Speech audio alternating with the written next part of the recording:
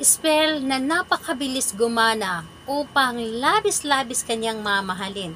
Hello mga guys, kumusta kayo? Panibagong araw, panibagong video na naman tayo. And sa araw na ito ay isa na namang video ang aking ituturo sa inyo na simpleng gabay o simpleng pamamaraan na makakatulong sa atin. At bago ang lahat, gusto ko lang mag-disclaimer sa mga taong hindi naniniwala at hindi gusto ang mga kagaya nitong video. Please skip this video and maghanap kayo ng videos na gustong-gusto nyo dahil ang video na ito ay para lamang ito sa mga taong naniniwala and gusto mag-try. Sa lahat po ng mga nagko-comment po dito sa aking video, dito sa loob ng aking channel, mag-ingat sa lahat ng mga nagre-reply sa inyo na dinadala kayo sa kanilang WhatsApp and Imo app upang makaiwas po tayo sa scam.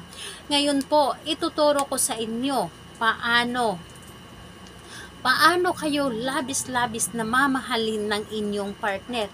Yung tipong spell na napakabilis gumana at napakaganda ang talab nito.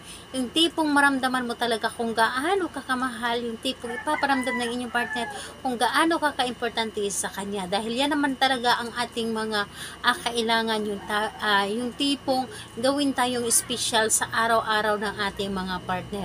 Dahil yun ay sobrang nakakataba ng ating puso kapag yun ang mga ginagawa ng ating partner sa atin na para bang wala ng ibang tao dito sa mundo kundi tayo lamang.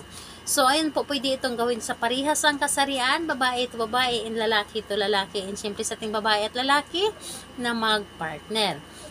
And pwede itong gawin kahit na kayo ay magkalapit at magka-LDR sa isa't isa. Ang kailangan lamang natin dito na gagamitin, kailangan mo lamang maghanda dito ng isang maliit na pirasong papel. Kailangan mo din dito maghanda ng pink or pulang kandela, pwedeng bago, pwedeng gamit na.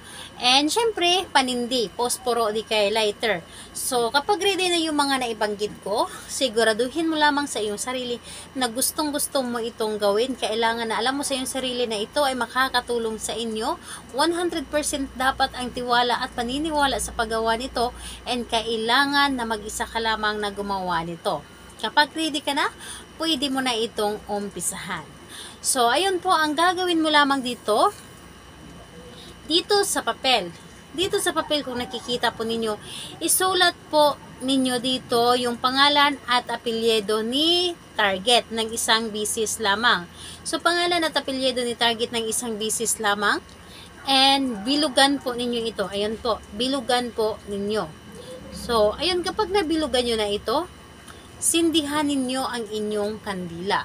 Sindihan ninyo ang inyong kandila at patakan lamang ito ng wax ng kandila yung inyong isinulat na pangalan. Kailangan na matakpan lahat yung pangalan niya at apelyido, and habang pinapatakan mo ito ng wax ng kandila ang kanyang pangalan, ay sabihin mo dito na labis-labis mo akong mamahalin, lagi mo akong special, or lagi mo ipaparamdam sa akin na mahal mo ako, lagi mo ipaparamdam sa akin na sobrang mahalaga ako sa iyo, lagi akong ipaparamdam sa akin na sobrang special ako sa araw-araw. So, patakan mo lamang hanggang sa matapos mo itong patakan or matakpan lahat itong pangalan niya and yung bilog. So, pagkatapos nun, kapag natuyo na yung wax, tupiin mo lamang ito ng isang beses, and ayun po, kumuha ka ng pulang tela, ibalot mo lang din dito, and ilagay mo ito sa ilalim ng inyong unan. And kung gusto ninyo na itago sa loob ng inyong cabinet, pwede din po. Depende sa inyo na kung saan ninyo pwede siyang ilagay na safe at hindi po makikita ng ibang tao. So, ayun po, kapag natapos na or nailagay mo na doon, hayaan mo ito ng 7 araw lamang, at pagkalipas ng 7 araw, pwede mo na itong itapon, or di kaya kung may pagbaonan ka, ibaon mo ito. So, ayun po, salamat po sa inyo, and ayun, kailan ito pwedeng gawin? Gawin ito sa araw ng Tuesday and Friday, and pwede naman sa ibang araw kung malakas ang inyong energy. Sa lahat po ng mga gustong magpa-shoutout, mag-comment lamang sa baba para ma-shoutout ko kayo sa next video. And sa lahat din po ng mga gustong magtanong, mag-comment lang din po sa baba para ma-replyan ko po kayo. Salamat po.